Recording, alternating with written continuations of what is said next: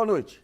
O programa Brasilianas.org discute hoje o papel da Petrobras na cadeia produtiva de petróleo e gás natural. Não há como negar a importância da companhia, que com a descoberta do pré-sal permitiu ao Brasil conquistar a liderança global em descobertas de novas reservas, segundo o levantamento da consultoria internacional e HSCERA. Mas hoje a Petrobras passa por um momento delicado, capaz de comprometer as conquistas que a companhia alcançou na exploração de combustíveis fósseis e do estímulo à criação de empresas de apoio que fazem parte da cadeia de produção do setor de petróleo. Para discutir esse tema, contamos com a participação do presidente do Conselho de Óleo e Gás da Associação Brasileira de Máquinas e Equipamentos, o César Prata, do economista-chefe da Austin Rating, o Alex Agostini, e em Brasília do pesquisador do Instituto de Pesquisa Econômica Aplicada, o José Mauro Moraes, autor do livro Petrobras, uma história de explorações de petróleo em águas profundas e no pré-sal. E também contamos com a colaboração da jornalista Sara Kines, que irá selecionar as perguntas encaminhadas pelo portal Brasiliana.org. Nesse primeiro bloco, vamos falar dessa cadeia produtiva de petróleo e gás no Brasil. Eu queria ver com o César Prata. César, hoje em dia, quais setores aí de máquinas e equipamentos que estão envolvidos com a cadeia de petróleo e gás? Boa noite, Nassif. Hoje a cadeia produtiva é muito grande, tem uma história. O Brasil tem tradição nessa área, né?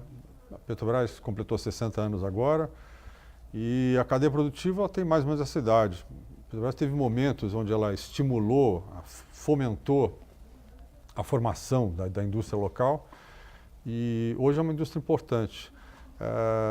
Você perguntou de setores, né, assim, onde está desenvolvido. O petróleo é um setor que envolve uma diversidade de materiais muito grande, né? Então, por exemplo, quando você pega uma plataforma de petróleo, ali dentro você tem equipamentos, válvulas, tubos, caldeiras, mas você tem também camas, cozinhas, banheiros, quer dizer, a diversidade de materiais que vai num empreendimento desse é total, né? Acaba abrangendo tudo quanto é material e envolve a economia inteira, né? Ou seja, tem não só indústrias pesadas trabalhando, mas tem gente mexendo com tintas, solventes ou plásticos e madeiras em lugares extremos do Brasil. Quer dizer, realmente é um setor que ele mexe com a economia como um todo. Eu queria ver com o Alex. Alex, dentro do mercado, assim, quais setores que são afetados, para bem ou para mal, com os problemas e os avanços da Petrobras? Olha, Nassif, de uma forma geral, hoje você tem, como o César até antecipou, diversos setores afetados. Eu acho que um bem grande hoje afetado, o setor de logística, o setor imobiliário.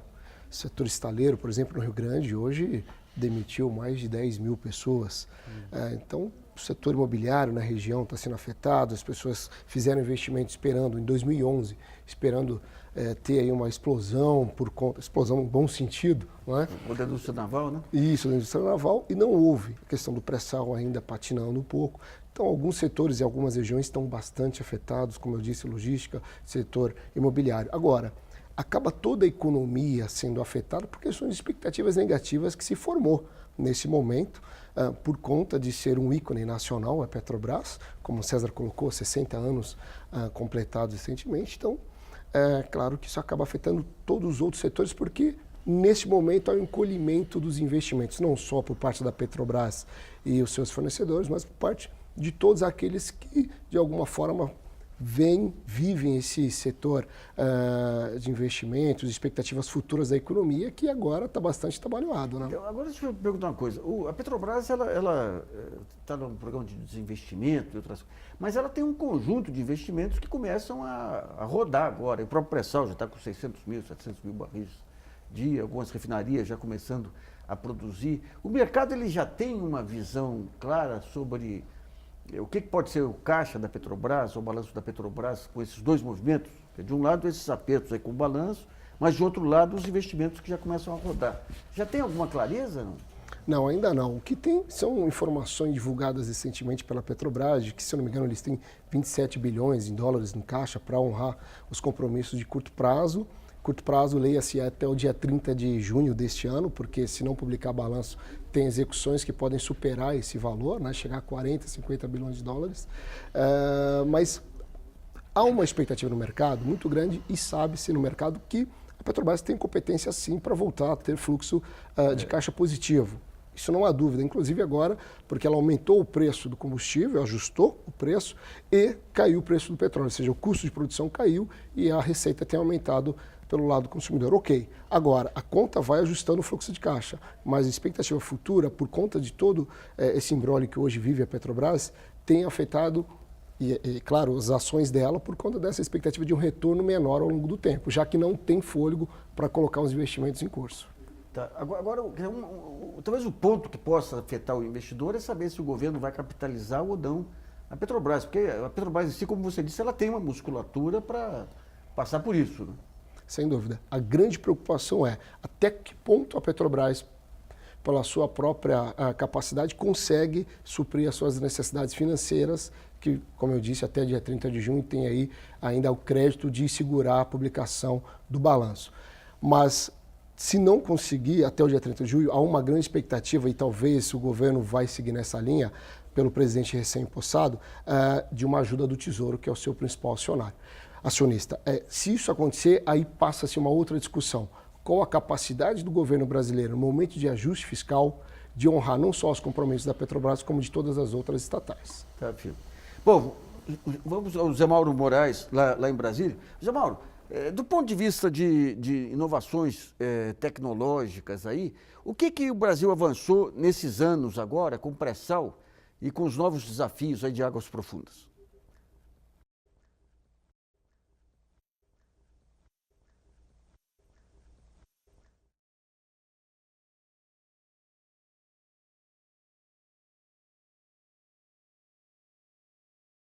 Ela instituiu um novo modelo de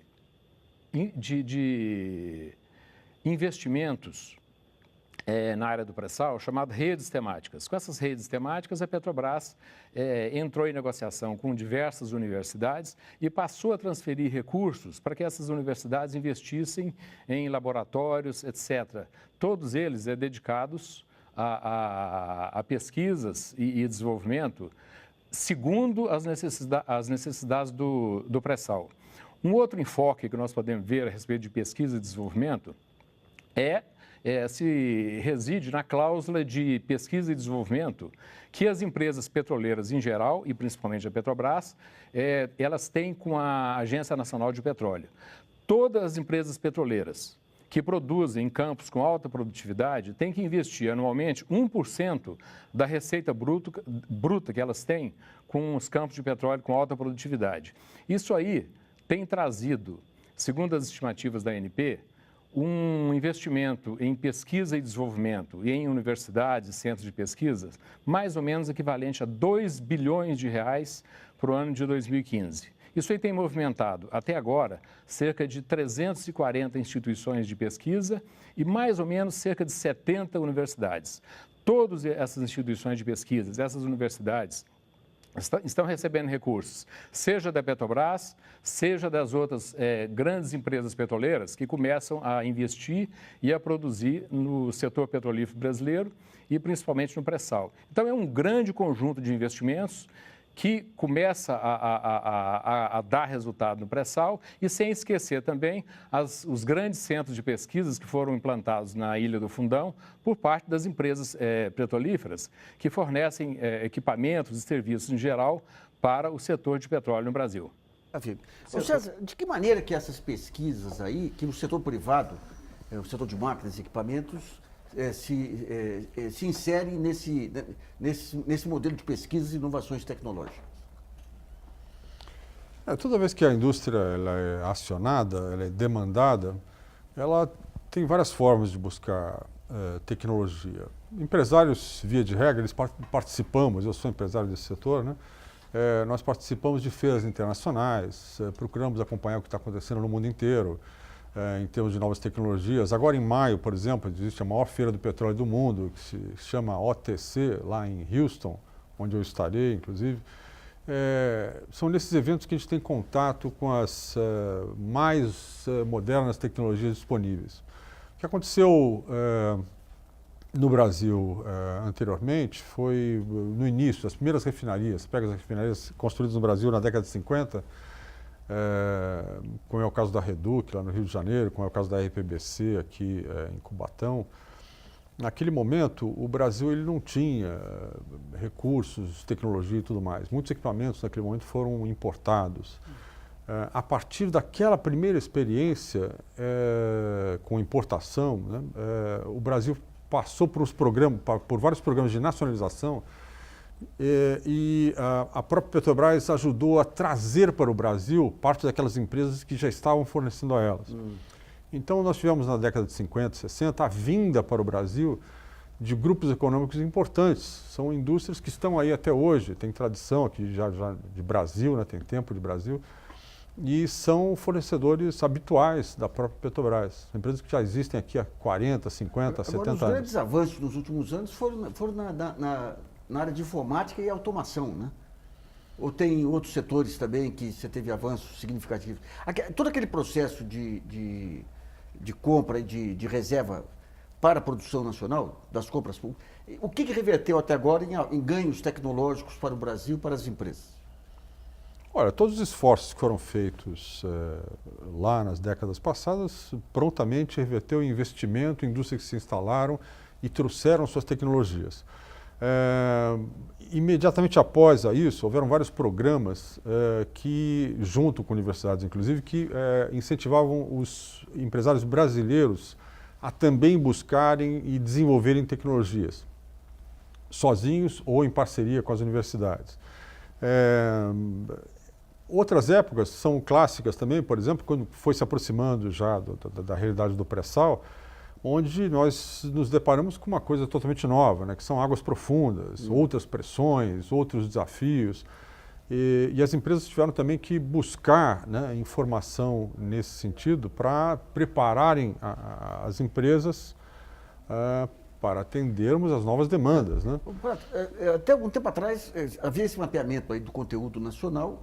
A Petrobras e vocês aí da Câmara de Óleo e Gás identificavam, faziam rodadas de negócio em vários países, a Inglaterra principalmente, para trazer parceiros para trabalhar com as empresas brasileiras. O que tem de resultado concreto disso?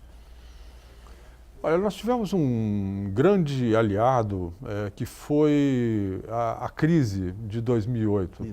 Naquele momento, o mundo achou que não tinha negócio nenhum para fazer em lugar nenhum, a não ser no Brasil. Nós éramos, naquele momento, digamos, a bola da vez, os queridinhos da Bolsa. Quando aparecíamos para palestrar em qualquer lugar, sempre aparecia um monte de gente para assistir, estavam super interessados. Imagina os europeus, principalmente, que estavam com o mercado nulo, de repente, né, a Europa implodindo, não haviam negócios nem possibilidades. Então, eles viam no Brasil assim, uma grande oportunidade. Eu lembro que a gente recebia comitivas imensas de empresários, vinham assim toda semana, tinha aquela fila de empresários, vinham com o ministro de Estado e se enfileiravam nas nossas associações para contato. Eles precisavam de informação do mercado, queriam saber o que estava acontecendo, o tamanho do mercado, eles já vinham com muitas informações também e buscavam parcerias. Então, por quê? Porque sabiam também que para atender um mercado local, ainda mais o Brasil, que ele é um país complexo para o empresário, né, porque tem uma estrutura tributária complexa, difícil e tudo mais. Então, muitas vezes é melhor um sujeito para entrar no Brasil, ele entrar se associando a alguém que conhece todas as mazelas locais. E né? rendeu frutos essa... Sim, com certeza. Então, naquele primeiro momento, né, pós-crise, 2009, por exemplo, foi o auge de empresas virem buscar parcerias ou se instalarem isoladamente aqui no Brasil, investirem, comprarem estaleiros, construírem estaleiros, né, empresas também. E isso durou, 2009, 2010, mas teve aqui esse momento específico, né, que foi assim marcante. Né? Naturalmente, o que nós acompanhamos nos investimentos da Petrobras é que aqueles investimentos grandiosos que foram anunciados em 2008, nós basicamente usamos a Petrobras, inclusive, para segurar um pouco a recessão aqui no Brasil. Né? Aquela marolinha que o Lula disse que ia chegar aqui, parte disso foi contida graças ao forte investimento, né, da Petrobras. Manteve a economia, a parte da economia andando. Só que nos anos seguintes, quando foi chegando em 2010 e 2011, fomos caindo assim, digamos, na real, né? Porque não era possível tocar todos aqueles projetos ao mesmo tempo e houve uma certa adequação, né? Uma desaceleração, né? do ritmo, houve uma troca de comando nessa ocasião, né? Sai um presidente da Petrobras, entra um outro, entra um novo governo também, né? E nesse momento houve uma pequena desaceleração. Isso gerou um pequeno descompasso na indústria, que foi o seguinte: em 2008 e 2009 anunciaram um grande investimento, né? E era um anúncio assim bem feito, né? Vinha o presidente Gabrielli, por exemplo, numa palestra qualquer, dizer o seguinte: olha, nós vamos gastar 100 bilhões de reais por ano pelos próximos 5 anos, sendo que 30%, 40% disso são equipamentos e máquinas, e nós vamos praticar um conteúdo local de 65%. Pronto, então já sabemos, né, quanto tem de equipamento. Visibilidade aí, né? Então as empresas se prepararam para atender isso, né? Investiram, cresceram, modernizaram, buscamos tecnologia e tudo mais. Mas quando chegou 2011, mais ou menos, aí caímos numa realidade que foi um pouco difícil para nós. Realmente, naquele momento, a Petrobras desacelerou um pouquinho e as nossas fábricas, elas ficaram um pouquinho superdimensionadas para o mercado. Começou a sobrar fábrica, que é uma coisa ruim, né? É difícil você planejar a produção, né? Você tem que ter um horizonte de longo prazo. O Brasil ser um hub para exportação de tecnologia, tudo ainda não estava madura. Olha, a gente também não pode nunca descolar, né, o setor de petróleo, né, do resto da economia. A gente tem uma realidade, né, que não é de agora, já tem do início da década passada. O Brasil não tem um ambiente econômico competitivo. Ele não favorece muito a criação de negócios, desenvolvimento de empresas e criar empresas exportadoras, né? Existem várias formas de dar nome a isso, né? Custo Brasil e tudo mais. Mas se eu tivesse que resumir isso numa palavra só, eu diria o seguinte: o câmbio. O câmbio no Brasil ele é uma coisa assim super deslocada, né? Hoje, quando empresários me perguntam, mas vem cá, esse câmbio de hoje aí de 3,20, isso está ajudando agora vocês, né? Olha, isso no máximo ele defende um pouquinho a gente das importações de equipamentos que vêm aqui competir com a gente, né? Mas não nos torna ainda exportadores de máquinas, né? Isso tem um tempo ainda, falta mais ainda. Eu queria ver com o Alex. Alex, você falou aqui dessa questão do reajuste aqui dos preços internos e a questão do pré-sal e das cotações internacionais do dólar. Qual a leitura que o mercado faz, digamos, aí da cotação de equilíbrio aí para garantir a manutenção do pré-sal em condições competitivas? Essa é uma discussão que, dependendo da escola que tu acha que 3,20 é o de equilíbrio. Chegamos em agosto de 2008 com 1,56 do câmbio. Se você é importador, está excelente. Se é exportador, óbvio que não é. Então é uma discussão que não tem fim. Hoje, vamos falar de hoje, na realidade brasileira, 3,20 é o que se discute de que seria o ideal para recuperar aí parte da competitividade das exportações brasileiras. Veja, nós temos diversos setores da economia, como o César também disse antes, né, uma diversificação muito grande aqui da economia brasileira, principalmente relacionada ao setor de petróleo, e que alguns setores 3,20 vão ajustar um pouco, vão defender o que foi todo esse prejuízo nos últimos anos. Mas não é isso que vale para todos. Então, é só umas aspas, não vale para todos os setores. Se discute 3,20 ao final do ano, uma taxa de câmbio. Agora, o preço do combustível, claro, é muito interessante. No Brasil, quando é contrafluxo, né? Todo mundo contracíclico. Todo mundo cai o preço, no Brasil sobe. Isso eu acho que a gente tem reflexos já históricos de uma gestão bastante trabalhada na parte econômica, na parte de política monetária, na parte fiscal, e que se sempre privilegia o consumo, não o investimento, não melhora a competitividade da indústria. Agora, pegando a Petrobras, a Petrobras tem um custo aí de 40, 50 dólares aí, o barril tem um preço internacional. Qual que é a margem de risco aí desses preços internacionais de petróleo desabarem ou se sustentarem em relação aos custos do pré-sal? O mercado avalia isso como uma área de risco? Olha, olhando hoje a economia global, não tem informações se eles avaliam isso como um ponto de risco. Não, o que se tem informações e análise é que a Petrobras tem capacidade de conseguir gerar fluxo de caixa positivo. Tá. Ok. Agora, o que se tem eu acho que o mercado global está muito confuso para entender o que está acontecendo na China. Tá. E isso está tendo um descolamento dos preços de produção e de consumo. Eu acho que isso ainda vai demorar um tempo para se ajustar. Eu acho que $58 o barril não é o preço que veio para ficar. Acho que vai voltar para os $100 em breve. Tá, filho. O César está... Sobre esse problema do custo de produção, talvez o Zé Mauro concorde comigo, o custo de exploração do petróleo no pré-sal ele não é uma coisa só. Hoje, quando a gente fala de custos de exploração, existem muitos campos, né, de petróleo dentro do pré-sal. Então, hoje, por exemplo, tem campos onde você consegue colocar, fazer 8 poços, vamos supor, colocar lá as árvores de Natal, aquele equipamento submarino que vai lá no fundo do mar, e juntar esse equipamento todo bombeando por uma plataforma só que vai processar 80 a 100 mil barris por dia. Esse poço, por exemplo, esse campo, ele provavelmente não vai ser viável economicamente dentro desse patamar de custo. Ele é muito caro. Mas existem outros campos, por exemplo, que foram leiloados recentemente, inclusive, onde você vai colocar 20, 30 cabeças de poços ligados a uma plataforma enorme de 180 mil barris por dia. Já estão projetando plataforma de 300 mil barris por dia agora.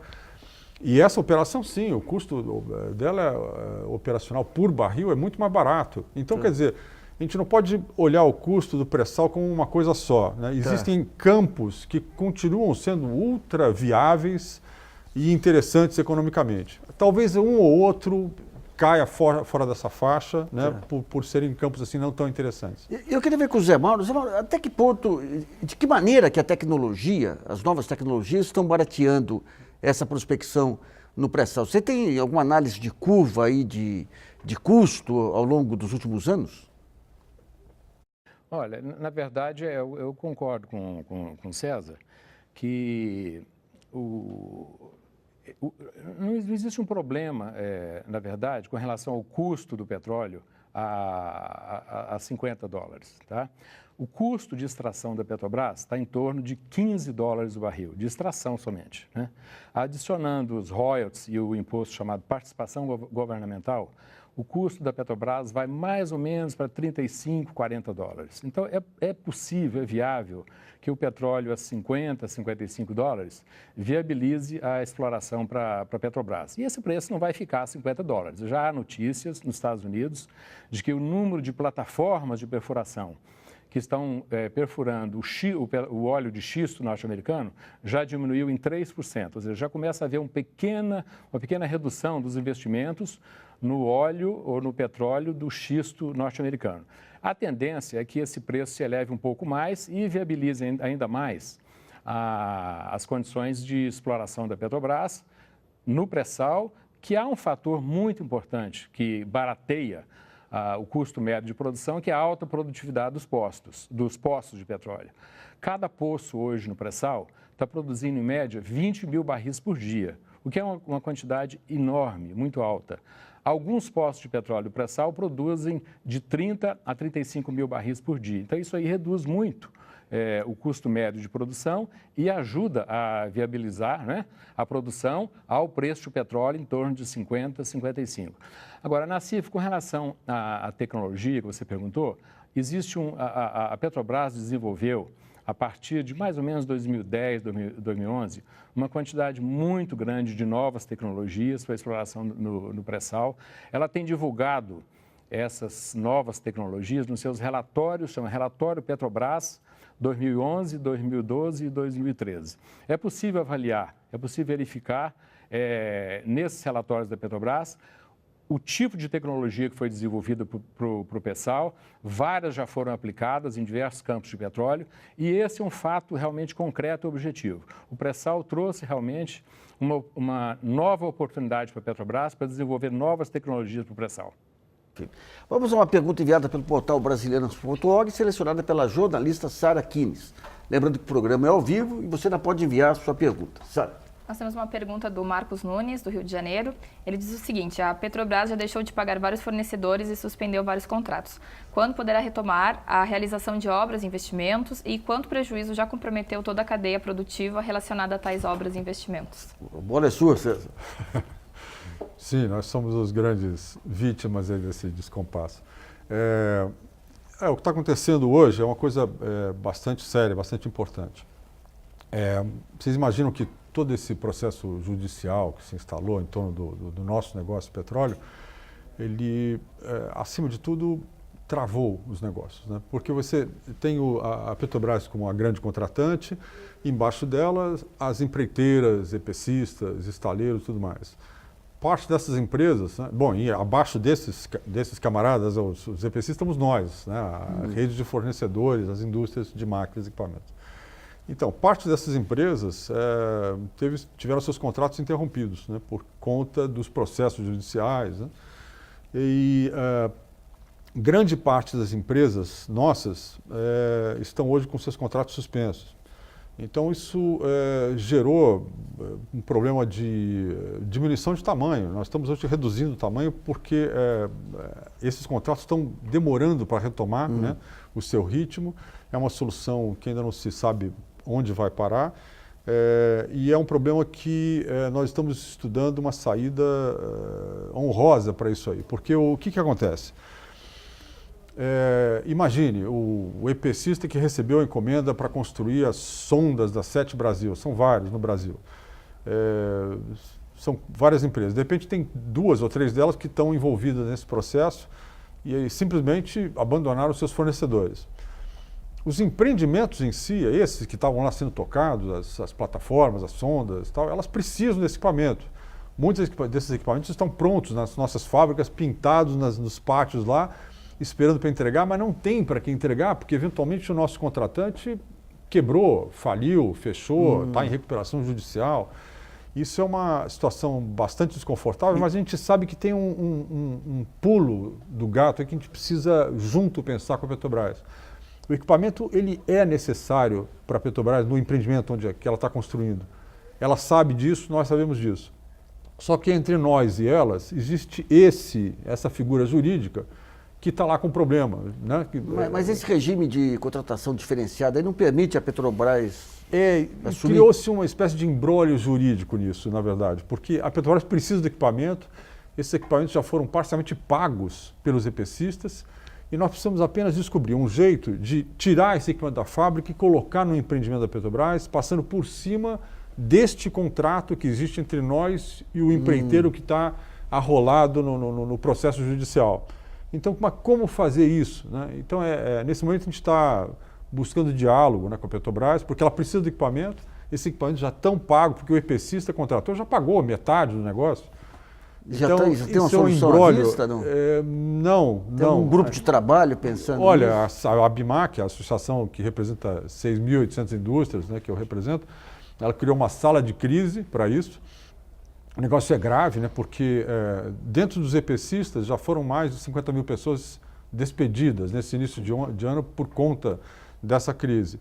Dentro das nossas indústrias já são 13 mil, mais ou menos, que perderam emprego por conta dessa crise. Então, a gente sabe que o governo está interessado em reverter, mas isso passa também pelo o que é que nós queremos fazer com a Petrobras. Nós precisamos discutir um pouquinho, não é só o momento de agora, é o futuro da Petrobras. Vamos discutir no próximo bloco, que nós vamos então. falar no próximo bloco. Vamos para o primeiro intervalo. Brasilianas.org, volta logo.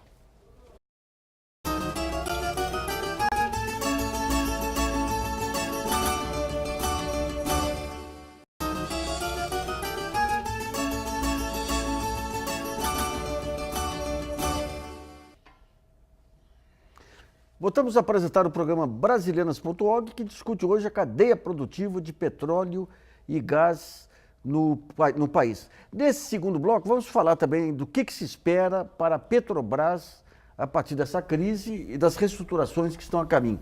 Eu queria ir para Brasília com o José Mauro Moraes. José Mauro, como que você vê o futuro da Petrobras aí depois da tormenta aí? Nassif, essa discussão é muito importante, quer dizer, para onde vai a Petrobras, o que vai ser a Petrobras? A empresa tem que concentrar na sua atividade principal, que é produção, exploração e produção de petróleo. No período entre 2010 e até mais ou menos abril, maio de 2014, ou seja, durante 4 anos, ela não conseguiu elevar a produção de petróleo acima de 2 milhões, 2 milhões e 50, 1.950.000 barris por dia. Ou seja, a empresa patinou, né? Mas quando chegou agora em maio de 2014, a produção de petróleo começou a subir todos os meses seguidamente, até alcançar alcançar um aumento de produção em 2014 de mais ou menos 5,3%. Um pouco abaixo do que a Graça previa, mas conseguiu um aumento bom que não ocorria nos últimos 4 anos, né? Então, veja bem, a Petrobras tem hoje problemas contábeis, né? Problemas financeiros, ela tem que resolver o problema do balanço, né? Mas ela tem que, principalmente, restabelecer a confiança no mercado nela, porque ela vai passar o ano de 2015 provavelmente sem levantar recursos no mercado financeiro internacional. Em 2016, ela deve voltar ao mercado financeiro internacional. E para restabelecer essa confiança, ela tem que concentrar os seus investimentos na exploração e produção, de tal maneira a que essa curva de produção, que começou a subir em meados do ano de 2014, prossiga fortemente nos próximos anos. É a forma que ela pode conseguir convencer os credores internacionais de que ela é uma empresa viável e que ela segue nessa trajetória que ela sempre teve, que é produção de petróleo. Ou seja, ela teria que concentrar seus investimentos nessa área de exploração e produção e deixar um pouco os investimentos que ela, na verdade, não terá recursos suficientes nas demais áreas que ela possa definir uma forma de adiar os investimentos nessas outras áreas. Zé Mauro, mas o refino aí, você acha que a paralisação das refinarias, ou tudo nesse momento aí, seria uma medida cautelosa aí, ou você estaria criando um problema mais à frente? Não, na verdade, a Petrobras tem que terminar as 2 refinarias, né? A do Rio de Janeiro, Comperj, e a refinaria do Recife. Porque a refinaria do Recife deve estar mais ou menos com 95%, né, terminada. A do Rio de Janeiro, vocês me corrijam, mas mais ou menos em torno de talvez 80%, salvo engano, né? Ou seja, ela tem que terminar essas refinarias. Outros investimentos, ela tem que realmente diminuir seus investimentos. E tem que também entrar firme num programa de desinvestimentos para conseguir recursos, né, para aplicar em exploração e produção e nessas 2 refinarias que precisa terminar. Porque, na verdade, o Brasil está importando muito combustível, né? Passou a importar muita gasolina, passou a importar muito óleo diesel, ou seja, o Brasil que durante mais ou menos 60 anos perseguiu com afinco esse objetivo de ter autossuficiência, tanto na produção de petróleo quanto na produção de combustíveis, começou a perder com essa política que foi desenvolvida a partir de 2005, 2006, de incentivar o consumo, né, de gasolina e de diesel, mantendo um preço muito baixo, abaixo do mercado internacional e, na verdade, proporcionando um subsídio aos consumidores. Então, o Brasil reverteu um pouco esse subsídio aos consumidores, passou a dar lucro à Petrobras, se bem que agora o lucro está diminuindo, com o dólar a 3,20, na verdade já está superando, né, o lucro que a Petrobras tinha na importação e na venda no mercado interno de diesel e gasolina. Mas é isso, a Petrobras tem que realmente avançar um pouco nessa área de refino, porque o aumento brasileiro no consumo de derivados está sendo muito forte.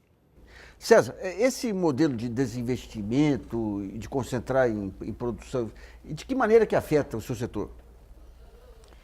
Olha, afeta diretamente, né? Porque existem empresas que foram montadas no Brasil e hoje estão dedicadas 80% da sua produção exclusivamente para o petróleo. Então, o que nós temos defendido, né, em complemento até ao que o Zé Mauro acabou de colocar, é que a Petrobras tem que, além de praticar o desinvestimento, principalmente dessas plantas que ela tem no exterior, focar em voltar a investir aqui. Nós defendemos, inclusive, que, ao contrário do plano que está se pregando agora, que é o de reduzir fortemente investimentos esse ano, tinha que haver uma forma de se capitalizar a empresa para ela não abandonar certos investimentos. Ele colocou bem, o Zé Mauro, que nós temos que concluir as refinarias que estão andando já, né? Que é o Comperj e o Renest. Essas refinarias estão bastante avançadas, falta pouco para concluí-las, né? Quer dizer, tem que andar com esses investimentos, elas são fatores de produção importantes, né, de combustíveis.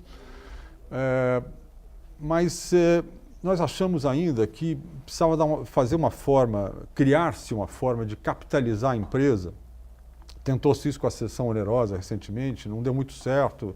Tem que ter uma forma diferente de capitalizar a empresa para ela continuar tocando seus projetos.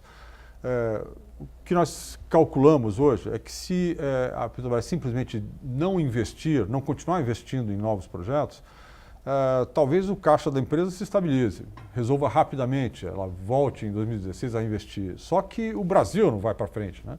Vai faltar tudo, vai faltar combustível, lubrificante, vai faltar tudo, né? Quer dizer, nós vamos virar fortíssimos importadores de matérias que nós sempre tivemos aqui.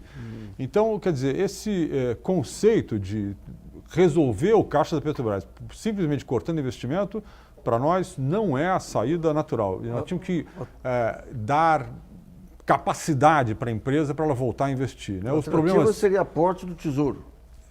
Olha, pode ser Tesouro ou criar um ambiente que favoreça o investimento externo ou de capitais. Naturalmente, como bem mencionou o Alex aqui, existe a falta de confiança do mercado hoje, né? O valor das ações mostra isso, né? Mas precisava se criar uma forma de capitalizar a empresa para voltar a empresa. Porque uma coisa é simples, Nassif, é o seguinte, se parar de investir agora, o caixa dela conserta rápido, mas vai estragar o país inteiro, que vai faltar tudo quanto é combustível nesse país. Alex, aquela cessão de um campo lá para a Petrobras, em que mudou a situação financeira dela, capacidade de alavancagem e tudo mais? Deu algum resultado? Olha, não cheguei a avaliar detalhadamente essa situação. O que se discute que ela poderia fazer é se desfazer de alguns ativos lá fora, o César até comentou agora, vender alguns ativos no exterior, recomeçar, não tem jeito. Falaram já da possibilidade de fazer uma segunda emissão de ações, parte do princípio que a ação está a R$ 8, R$ 9, longe daqueles 37, e vai começar a se reconstruir a partir de agora. Não pode deixar de investir, sem dúvida alguma. O Zé Mauro já falou, temos que focar na questão da exploração de petróleo e terminar as 2 refinarias. O problema é como você vai aguentar a pressão dos estaleiros que foram lá atrás, 2008, 2009, 2010, sofreram grandes investimentos para atender a demanda da Petrobras, porque havia um plano da Petrobras, né, de nacionalização. E como você vai segurar a pressão desses setores que hoje dependem e são setores que não são setores da atividade fim dessa empresa. Então hoje, fugindo um pouquinho só da sua pergunta, mas hoje a questão do investimento e de recuperação dela, ela vai além de fazer vendas de ativos ou emissão de ações. Ela precisa resgatar a confiança do investidor, porque ela não vai ter captação de recursos externos tão cedo, principalmente agora que ela perdeu o grau de investimento para uma agência internacional. Vai ter que passar um pouco, um período de aperto. Eu acho que se pedir socorro para o Tesouro Nacional, abre-se uma nova discussão de preocupação com o caixa do Tesouro Nacional, que tem aí que fazer um resultado primário de 1,2% do PIB neste ano e que não consegue aprovar no Congresso a medida de exonerações fiscais. Né? É um nó danado, onde se olha, aí tem tiro aí. Né? Vamos a mais uma pergunta enviada pelo portal brasilianas.org, selecionada pela jornalista Sara Kines. Lembrando que o programa é ao vivo, você ainda pode enviar a sua pergunta. Sara. Temos uma pergunta do Bruno Menezes, do Rio de Janeiro. Ele quer saber o que pesa mais para a paralisia da Petrobras, se é a Operação Lava Jato ou a queda do preço do barril de petróleo.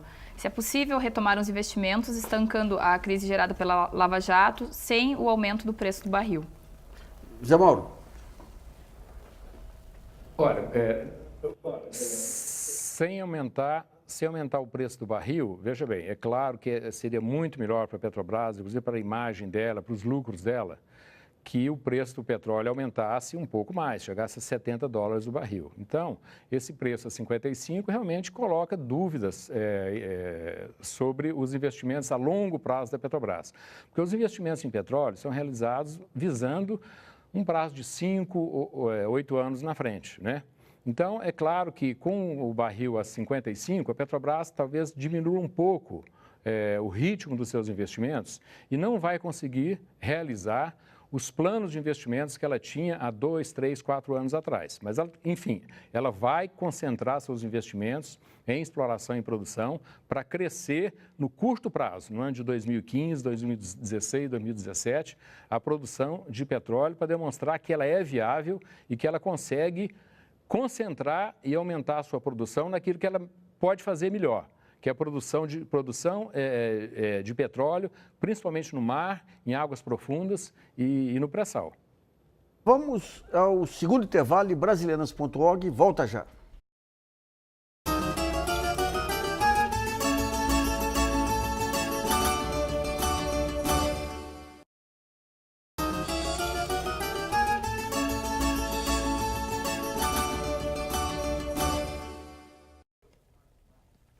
Voltamos a apresentar o programa Brasilianas.org sobre a cadeia produtiva do petróleo e gás natural no Brasil. Nesse último bloco, vamos falar das barreiras tecnológicas e comerciais nesse setor, mas principalmente nas formas, nas saídas para tentar separar a Petrobras dos problemas da Lava Jato e iniciar a recuperação da empresa. César, o que você sugere aí do ponto de vista dos industriais? Olha, eu acho super importante. A Petrobras ela é uma alavanca importante de desenvolvimento. Ela já foi usada para isso na economia, ela devia estar sendo usada agora, inclusive. Imagina essa situação onde o Brasil está agora, né? Não estamos crescendo, a economia está com dificuldade. Quer dizer, por que não usar novamente a Petrobras, né? E nós já fizemos isso, para empurrar o setor inteiro para frente, né? Anunciar investimentos, ao contrário do que estão fazendo. Então, você mencionou bem, esse processo do Lava Jato, ele paralisou tudo. Parou, os processos pararam, as empreiteiras pararam e, principalmente, as obras pararam. Isso é um crime, isso é contra os interesses nacionais. Precisava se dar um jeito de separar essa parte criminal, né, as pessoas que praticaram esses atos ilícitos, separar isso das empresas. Deixar as empresas liberadas para tocarem as obras. As empresas precisam prosseguir, porque nós precisamos desses empreendimentos. As refinarias precisam produzir. Seria, em vez de acionar as empresas, acionar os acionistas das empresas, permitir transferência de controle. Porque os atos ilícitos foram praticados por pessoas. Claro. Né? Foram pessoas que desviaram, pessoas que fizeram. Então, quer dizer, ok, vamos cuidar dessas pessoas, né, juridicamente, mas as empresas tinham que tocar os projetos. Isso é que é a nossa obsessão no momento. Nós precisamos provar para o governo que é importante criar meios para isso, para os projetos andarem. O Alex, do ponto de vista de mercado, assim, você vê formas aí de tentar contornar todos esses óbices aí para a Petrobras? Olha, seguindo um pouco na linha do César, eu acho que, e até o que foi anunciado agora pelo governo, né, novas medidas para combater a corrupção. Se você consegue deixar de forma bastante clara, objetiva, quais são as punições das pessoas envolvidas com isso, você deixa a vida da empresa seguir e foca nas pessoas e pronto, não para o país. Até porque essas grandes empreiteiras, elas estão envolvidas também com concessões de rodovias, de energia, então tem todos os outros problemas que, se listar aqui, vamos ficar a noite inteira.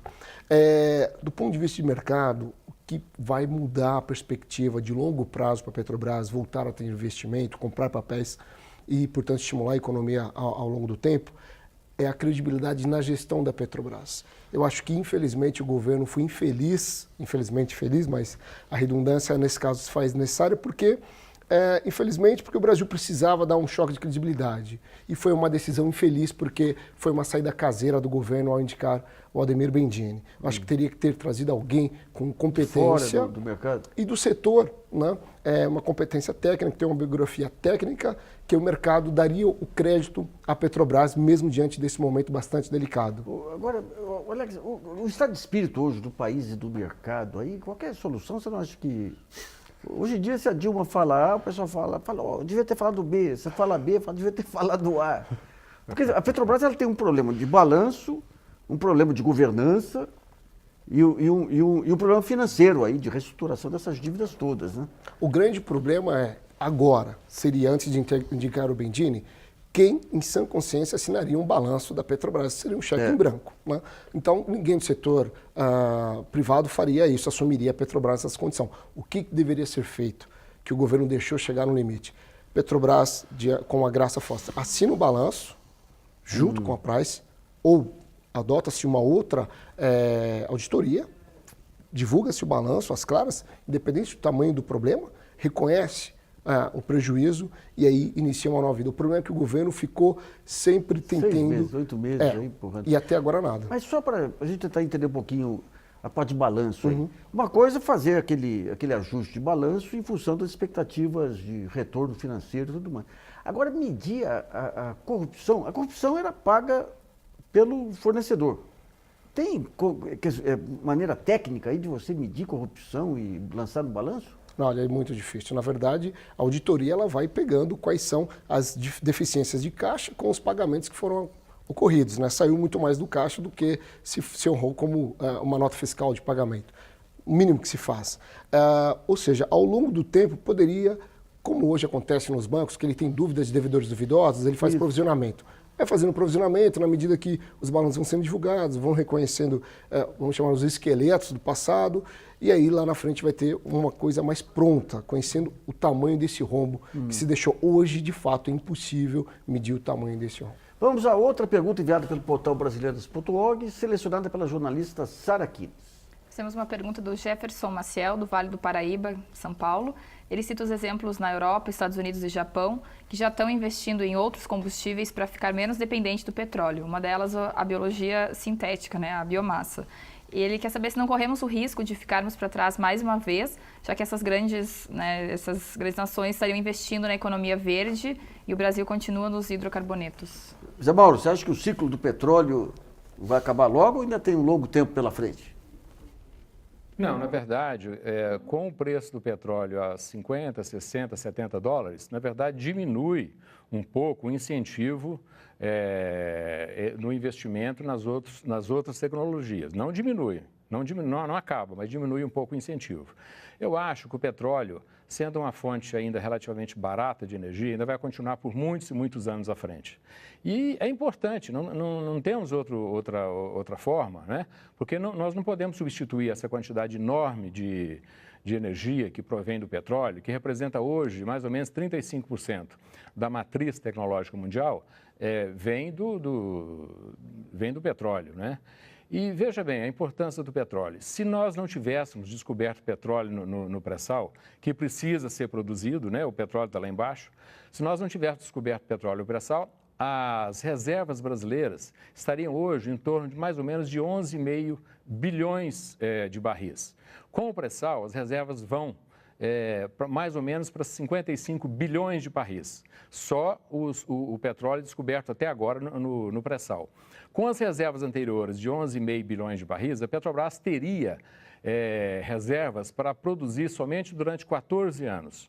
Com as reservas do pré-sal, que eu falei, de mais ou menos 55 bilhões de barris ao todo, quando elas forem incorporadas às reservas provadas brasileiras, a Petrobras vai dispor de petróleo para produzir durante 60 anos. Olha, isso é uma riqueza muito grande, que não deve ser desprezada, porque isso aí significa investimentos muito grandes para a economia brasileira. Zé Mauro, só uma dúvida aí. Nós estamos falando em pré-sal, mas nós estamos falando também de uma ampliação aí, digamos, nas formas de exploração marinha. Já tem estudos mostrando, quando se fala muito em Amazônia Azul, ou quando se fala muito nas águas extraterritoriais, já tem, porque o pré-sal, quando ele veio, a água profunda parecia impossível na fase anterior. Dá para se prever novas etapas de entrada no mar aí para a exploração de petróleo? Olha, a nova etapa que se prevê na exploração de petróleo é o petróleo do Ártico, né? É o petróleo que fica no mar de Barents, entre a Noruega e a Rússia, e o petróleo no Ártico, que está sendo explorado principalmente pela Noruega e pela União Soviética. Essa é a última fronteira que se conhece em termos de produção de petróleo. As fronteiras do pré-sal que existem, por exemplo, na África, né, em frente às costas da Nigéria, por exemplo, essas vão ser exploradas. E o Brasil pode se aproveitar dessa exploração para vender equipamentos na exploração do pré-sal das costas africanas. Essa é a informação que eu tenho em termos de novas fronteiras de exploração de petróleo. O César, a gente falou rapidamente nessa questão do Brasil ter uma competência tecnológica aí para exploração de águas profundas. De alguma maneira, a Petrobras, vocês lá na BIMAC, esses grupos multinacionais que vieram para cá também, esboçaram alguma tentativa de, a partir do momento que o câmbio melhore um pouco, de vender essa tecnologia? Olha, existe uma coisa que o Brasil está tomando a dianteira agora, que eu acho que vai ser o futuro da exploração do pré-sal, é o seguinte, hoje nós temos esse modelo convencional, né? Furamos os poços ultraprofundos, em águas profundas, existem as cabeças de poço, árvores de Natal, isso tudo estão ligados umbilicalmente a uma plataforma que tem zilhões de equipamentos lá em cima para processar o petróleo. Há uma tendência tecnológica desses equipamentos que estão na plataforma descerem e irem para o fundo do mar. Então, cada vez mais, os equipamentos ficarem lá junto das cabeças de poços, né? Os equipamentos pesados, inclusive. Isso é um desafio muito grande, porque as pressões lá embaixo são muito elevadas. Mas há uma tendência futura, que já se discute, já se estuda bastante no momento, aqui no Brasil, inclusive, de transferir grande parte dos equipamentos das plataformas para o fundo do mar, onde você quase não teria mais a plataforma de petróleo. Você pode eventualmente processar todo o petróleo lá no fundo do mar e bombear por redes submarinas, inclusive, já para a terra dali e eventualmente nem ter a plataforma mais. Já se fala também, eventualmente, manter a plataforma só para gerar energia necessária para isso tudo. Mas o que nós percebemos hoje é que o escopo, né, que se vê nesse momento da plataforma de petróleo, que é um negócio que custa $1 bilhão, parte desse escopo se transferir cada vez mais para o fundo do mar, e é nesse caminho que o Brasil está caminhando tecnologicamente. Tem muitas empresas trabalhando em consórcio aí, não? Sim, existem muitas empresas que já são especialistas em equipamentos do fundo do mar. A Petrobras tem um centro de excelência em engenharia que é uma referência mundial, que é o CEMPES. Existem cabeças pensantes que são brilhantes lá. Então, existe um conjunto de engenharia no Brasil que está bastante adiantado nisso. São pessoas que estão olhando, né, o futuro distante do pré-sal. Bom, o programa Brasilianos.org sobre a cadeia produtiva do petróleo e gás do Brasil termina por aqui. Eu agradeço a participação do presidente do Conselho de Óleo e Gás da Associação Brasileira de Máquinas e Equipamentos, o César Prata, do economista-chefe da Austin Rating, o Alex Agostini, e do pesquisador do IPEA e autor do livro Petrobras, uma história de explorações de petróleo em águas profundas e no pré-sal, José Mauro Moraes. E também agradeço a colaboração da jornalista Sara Quines e de você que nos acompanhou em mais essa edição. E lembre-se, você pode continuar colaborando enviando sugestões, textos e vídeos para o portal brasilianas.org. Esse espaço aqui também é seu. E voltamos na próxima segunda-feira, às 8 horas da noite. Até lá!